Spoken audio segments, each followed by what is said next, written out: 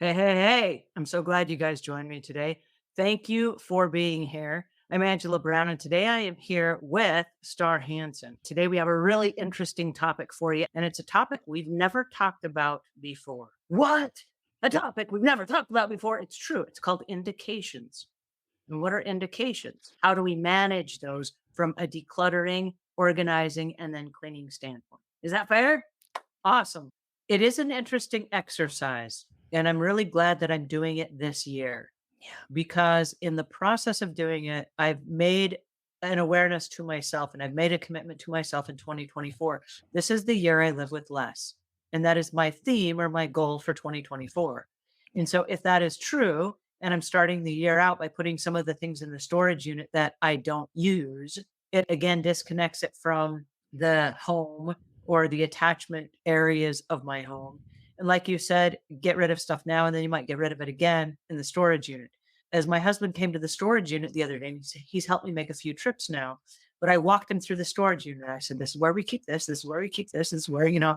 But in the process of him just getting comfortable now in the storage unit, like, hey, this is what we're doing, he's also found some things that I moved. And I moved some of his like musical instruments from high school that he's never used since. And I promise he's never going to use again.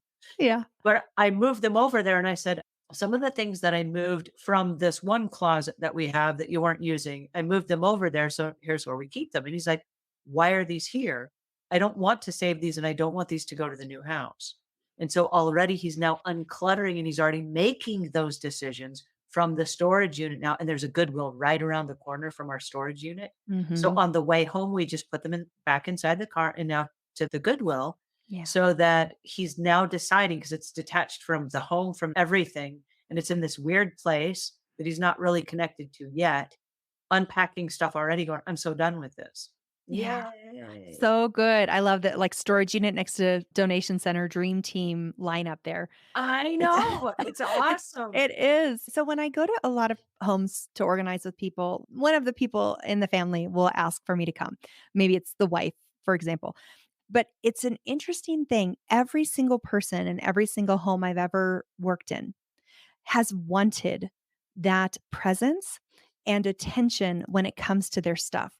I mean, I'll show up the first day and the husband might come up to me and say, I'm not scared of you. We're not getting rid of stuff. And I'm like, fair enough. We don't have to get rid of anything. But what will happen is when we get curious about people's point of view, when we say, hey, I'm really interested in what you want to keep and take to the new house and what you want to get rid of. Is that something you feel like, having a conversation about right now? Or is there stuff that you want to work on?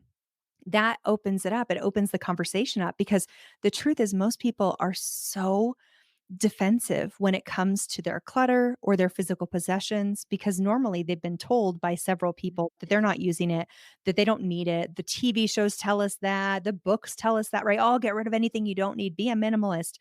But very few people are genuinely curious. Like, if he wanted to keep a guitar because it has like the most amazing memory to him, great. Can we hang it up? Can we make it more visible to you? Because most people want to be on this path. They want to only have things around them that feel good. I don't care if someone is living in a home with so much clutter that there are only goat trails.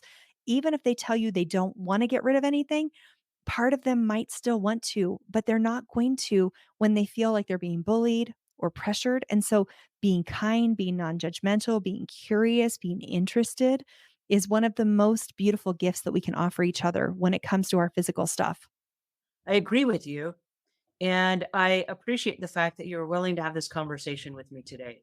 One of the things that I can't get away from, and one of the reasons that really lit the spark underneath me was the inclination of what's coming up. And I want us to stop and all of us take a look at what does our future life look like? What does the next year, 2 years, 3 years, 5 years look like? Yeah. And so if we have a little window right now where we are cognitive and we are healthy and we are physically mobile and we're able to do some of these things, is this a good time right now where when we're not stressed? And I say this is stressful because we're moving, but like I said, nobody's making us move. We're not being transferred for our jobs or anything. We haven't bought the new house yet. We haven't sold our old house. And so no one is making us do this today. And so before the big storm hits us, the warning is coming. There's an inclination that perhaps in the future, we're not going to have the time. and we're not going to have the resources or we're not going to have the mobility or whatever, now is the time to go ahead and do a few things that we can. Yeah. And one of the things I love that Star said is you don't have to do it all at once. You can start small and you can do something like a silverware drawer, or you could do a underneath the bathroom sink on one Saturday or something. It doesn't have to be the whole house at once. But one of the things that I'm finding right now is that by looking at what's coming next and saying, hey, wait a second, what do I have the resources and the capability of doing today? We can do that today before it gets incredibly stressful and before it does affect everything in our lives. You think? Yeah. I love the fact that we had this conversation today. And I love the fact that as I'm moving, I'm actually going through the workbook, The Ultimate Guide to the Move In, Move Out Cleaning. And Yay. what's inside here is a little checklist from every single room of your house. And one of the things that I've included in here for you is I've included not just how to clean the areas as you go, but I've included the personal protective equipment that you need and the cleaning supplies that you need and how to do it. And then when you check it off step by step, and this is for homeowners, this is not for professional house cleaners, this is for homeowners, and it's available on all of your online marketplaces. But one of the things is you do not have to hire then a professional house cleaning company if you do it as you go. Now, Star, you have to tell us about your book Yes. because this is the decluttering and the organizing that's going to help you before you do that clean. So this is my baby. So why the F am I still not organized? You guys can get it for free if you want to download a copy of it. It's starhansen.com/podcast. I will give you a free copy for you to grab there. And this will tell you the 10 steps for how to get organized. It'll talk about the emotional things that are keeping the clutter stuck. It'll tell you what each room in your home symbolizes, and then how you can work with that energy to create a more powerful and empowered life for yourself.